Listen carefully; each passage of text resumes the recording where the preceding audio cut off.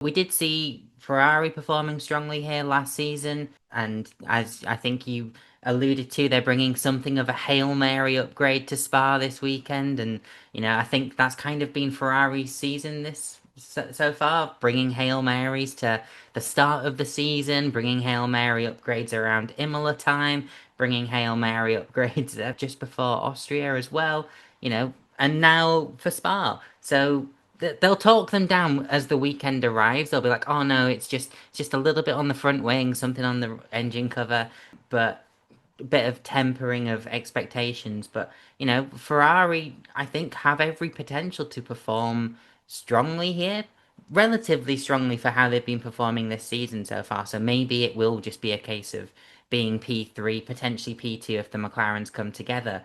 But Lewis Hamilton was within his rights to win here last year, granted in the Mercedes, but it's a circuit that, he goes strongly at when he's not crashing into other drivers, as I mentioned earlier in the podcast.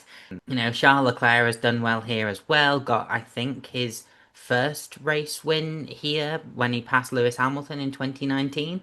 Race weekend that didn't go well for Lewis Hamilton, you could argue in that respect. But the Ferraris have the potential. I think at least one of the Mercedes does, because this could be one of those weird weekends where their car just works. Potentially Montreal-esque. Like George Russell gets pole, George Russell wins, but then does absolutely nothing when it comes to Hungary in the next race weekend. But I don't think it's going to be Kimi Antonelli if it is going to be one of the two Mercedes drivers to make the challenge. And as I say, you can't rule out Red Bull, but I don't expect them to be up there either.